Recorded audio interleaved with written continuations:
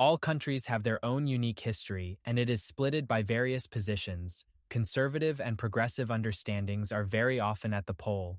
To narrow this gap between the pole, discussions and debates are used, which is also good foundations to know about how the history is interpretive in academic aspects. This is also applicable to Korean modern history. The modern Korea has many academic elements in its research and interpretations.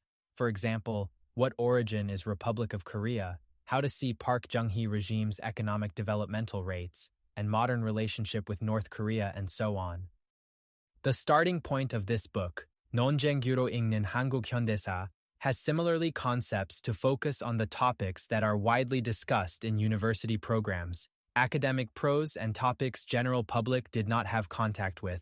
So is good book for both academic students and general readers. It is based on introduction to different two poles on the topics. Each topics are selected carefully by sociology and history scholars, dealing with various understanding concentrating modern Korean history from 1945. The modern Korean history has been very important area of research, not only historical academics, but political participants too.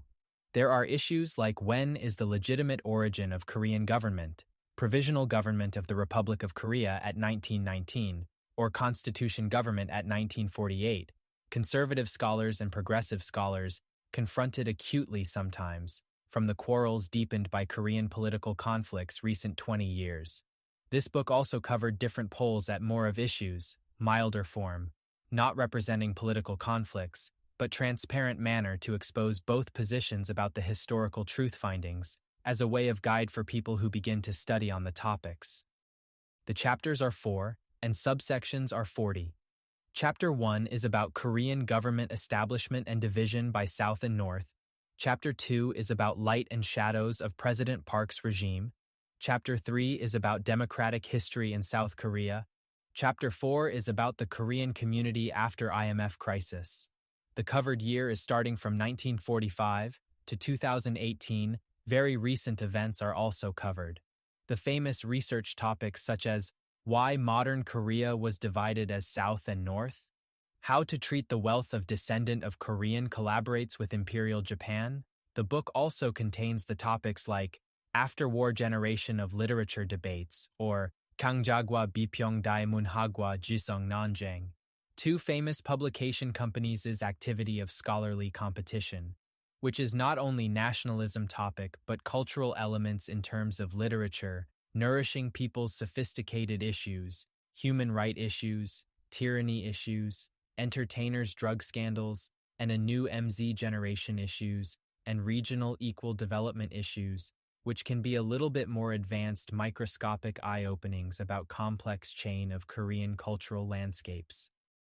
The modern Korean history is not simple chronicle subject. It is very complex chain of causative dynamics we need to remember and transfer to next generation. This book's purpose is to see deeper the historical topics by recent 70 years. The community in general have diversity of opinions and lifestyles, conservative and progressive for example.